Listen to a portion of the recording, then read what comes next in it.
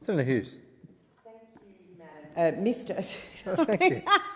You may identify as, I assumed a gender, my apologies, Acting Apology Deputy accepted. President. And, you know, look, it's been a little bit of jet lag here, I apologise. But Senator Lambie, you know, just an outstanding contribution and completely spot on. Completely spot on. And the thing that gets me, because the heads are down for those that are forced to be in the chamber on the other side, and again, you know, kudos to Senator Sheldon for being the only person brave enough to actually come in and try and defend this, because those opposite in the previous parliament were the bastions of treatment of women. Women needed to be protected. They needed to be looked after. They needed to be safe in their workplace. And I remember many a speech from the far left and those opposite about how women needed to be safe in the workplace.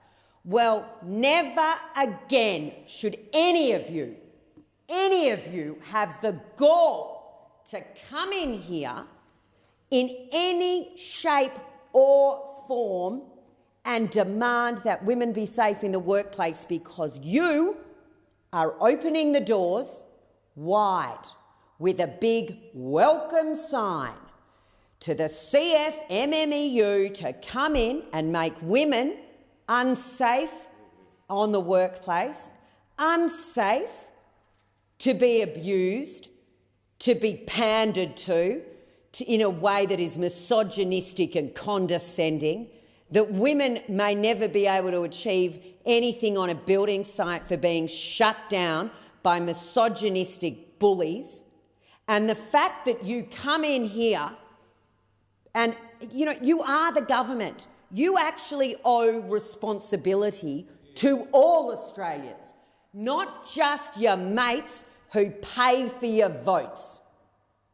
It is an absolute disgrace. And any woman who sits in the ALP or the Greens and deems this worthy to pursue, never again open your mouths about the safety of women in the workplace, for the hypocrisy may ensure that you burst into flames immediately.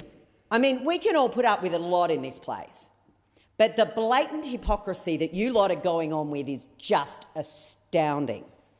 Because we hear from Senator Sheldon and those opposite that the breaches that have occurred are because of a sticker on a helmet, because a flag was flying. Well, I can tell you there's a few flags flying around here that I'm not too happy about, but I still turn up to work, and pretty much I make sure they're hanging up in the right way. For those virtue signallers that couldn't even get the flag flying in the right direction, hanging it correctly, because they're so concerned about it, they don't even notice which way to put the flag. But, you know, never let a good virtue signal, never let a symbol get in the way of actually improving anybody's lives. So I thought, you know, as has been done, and I'm sure I apologise to those in this place if I repeat any, but outrageously I may not, because there are so many breaches that the CFMMEU has conducted and been through the ABCC for. There is actually such a litany of breaches and abuses on work sites that I'm pretty sure every member in this place could speak for a good 20 minutes and just read them out. Just keep going and keep going. Keep going, but it would probably take us through to the end of the year, because those opposite who, you know, campaigned on transparency have ensured we have as few sitting weeks as possible to hold them to any form of account. And I would actually commend Senator Lambie for also making the point, where are you all? Who's here to defend them? As I said, Senator Sheldon, he's turned up. Where are the rest of them? You know, Setka might not be sending the checks if you're not here to really stand up for him. We know you're all going to vote there, but your tummies might not be as tickled as heavily if you're not here. You're not here to defend him and say how absolutely fantastic the CFMMEU is. So I just thought I would go through a few of these, because, as we know, this is a union that's been penalised for more breaches than any other union. And in some ways, maybe it's a bit unfair that we do pick on the CFMMEU, because there's plenty of others with breaches as well. But it's just that these are so breathtaking in the blatant behaviour, the misogynistic behaviour, the abuse of women. And for those who purport to be such great supporters of the LGBT community. There is a term that Judge Vasta felt so appalled by, he had to put an annexure on his judgment to explain what it meant. The prosecutor didn't want to know, and I've got to tell you, I didn't know what it meant either when I first heard the term. And whilst those charged with this are appealing the verdict or the decision, they're not appealing that they said the term, they're appealing that it was homophobic in nature. Now, this is a term which I won't repeat in this place. I didn't know what it meant, and I read Judge Vasta's annexure, and I felt physically ill. Well, maybe go and read the annexure, and if you think calling someone the term that was used, Senator Chisholm, the term that was used that is so vile, do I think that, and in fact, you know what, just for your benefit, because Senator Chisholm here seems to think attacking the judge is something that should be brought out. A homophobic slur, pumpkin eater. Do you know what it means? I didn't know what it means. But go and look it up. It is the most disgusting homophobic slur I have ever heard. And those CFMEU members that are appealing the decision, and as you snicker over there, and a female Labor senator snickering over there, as this was said, they're not appealing that they said it. They're appealing that they didn't mean it in a homophobic way. What a disgrace. So don't ever come in and say you care about women's safety on workplaces. Don't ever come in, and I'm looking up the far left of the chamber who pretend to be all virtue single about LGBT. Don't you ever come in as you defend the ABC, and you defend the CFMMEU, tear down the ABCC, as the most homophobic slurs are allowed to be put around on work sites, not denied that they're said. The fines that are given are just the cost of doing business to these unions, that Australians are allowed to be treated this way on their workplace, whether they're a gay man, whether they are a woman.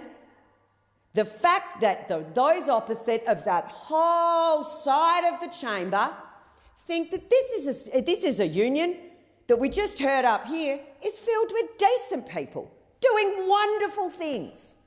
Well, I'm pretty sure most gay men being referred to as a pumpkin eater probably wouldn't think that was a nice thing. And I'm pretty sure women, and I identify as a woman, was born as a woman, maintained myself as a woman, I breastfed my children, all of those things. And I can tell you, if someone referred to me as an effing slut, that I needed knee pads because I'm going to be sucking off these effing dogs all day, well, you know what? I'm pretty sure I wouldn't take it as a compliment. I wouldn't go, that's a pretty cracking workplace I want to head back to tomorrow. I think that'd be something that I might have a look at and think, well, you're not a particularly pleasant person. I don't think you're providing a safe workplace for me. I don't think you're defending my rights as a worker. I would suggest that calling someone those things and a woman those things might actually be considered a little derogatory. And as those opposite were the bastions of the Jenkins Review that we needed to adopt everything because everyone needed to feel safe in their workplace. I mean, we know Senator Thorpe pulled out a cracker to me last December, which, you know, if I wanted an apology from Adam Bant, I apparently needed to go and get it myself and ask for one because, you know, that's the class and consistency of that lot up there. But the abhorrence that was actually, well, to be fair to the ALP, not everyone, a couple of them, a couple of their decent members did come and see me and say that was the most abhorrent thing that they had heard. And it was, to be fair, Walsh, in reference to my son with a disability, could have been misinterpreted in another way. It wasn't meant that way, as no one heard it that way at the time, at the nature of the debate. But that's equivalent in some ways as being referring to the effing S. Now, maybe I could enjoy it. Well, maybe Lydia could get to the CFMMEU and they'd actually welcome her language. Now, again, I think we're all clear that if you turn up to work and bark at a woman like a dog, it's not really a sign of affection. It's not really saying to them, I value your work. I welcome you into this workplace. But yet, that wasn't enough for this CFMEU official. He then called her an effing dog C. Now, as most women will tell you, when someone tells you they'll see you next Tuesday, you usually think they're asking you for coffee. But occasionally in the CFMEU, that's not what they mean. They think that you should go to the police, you effing dog. Now, again, those opposite, and of course the hypocrites of the century up the far end, will again insist at any opportunity that they can grandstand, because they love saying Parliament House isn't a safe workplace. I can tell you I feel very safe in this workplace, and most people I speak to feel very safe in this workplace because we don't refer to each other as effing S's or effing C's. Well, maybe some do, but certainly not in this chamber, and certainly with not it being considered unparliamentary language. But I can also say that I've never, maybe I'm not paying attention, but no one's ever threatened to gang rape me. Now, rape's not about sex, it's about violence. It's not about thinking she's a bit of all right and a few of us are interested in you. This is an act of absolute misogynistic violence. Yet women on work sites are being subjected by CFMEU officials to threats of gang rape. But yet, we will hear from those opposite that the ABCC is interested in stickers on helmets. No, they are not. No, they are not.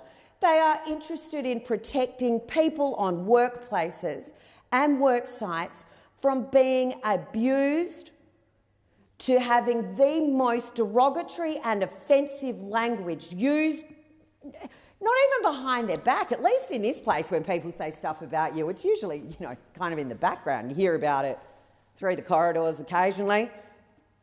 But this is to their faces on site. I mean, I guess maybe that's what you think, because, hypocrisy is your special flavour, but you might actually welcome the CFMEU because not so much hypocrites is just blatantly revolting. They don't hide behind what they do. They actually promote people that behave in this way because, as I said, they see these fines from the ABCC as just the cost of doing business. I mean, it is, as I said, we could just keep going through these and threatening phone calls, 3 of them, late at night to a female inspector. 3 threatening phone calls. Is this the way the ALP and the Greens think anyone should behave? That women should go home from work? It's not enough that they're being abused on their worksite, but they should go home from work to be subjected to a continuing form of intimidation and harassment. I genuinely ask the question. I look forward to hearing from those opposite as they go through these litany of findings from the ABCC, as they go through the decisions that have been made, the fact that women are, it almost seems silly to think that anyone could be offended for being called a bimbo or a daddy's girl on a site, because maybe they should be grateful they weren't called the effing C. I mean, it's almost like the person who called them the bimbo and the daddy's girl didn't get the memo that we'd upped the language. I mean, I feel like that was the kindergarten side of things, and those that had moved up the more senior echelons of the CFMEU used language in terms that were completely derogatory to the point that they cannot even be used in this place. So I do look forward, and I hope we see some of them tonight. If any of them are actually paying attention, they could put on Channel 104, it'll tell them what's being debated, they won't even have to think for themselves. They can come in here and they can just say to us, we think it is completely appropriate to refer to women as effing Cs at the workplace. We think not only is it appropriate to call them effing Cs at the workplace, we think it's completely appropriate to continue that harassment and intimidation when they go home with late night phone calls. Because we don't think women should be safe in the workplace But we're going to hypocritically stand here at every opportunity and bark on about safety in the workplace whilst they allow this to occur.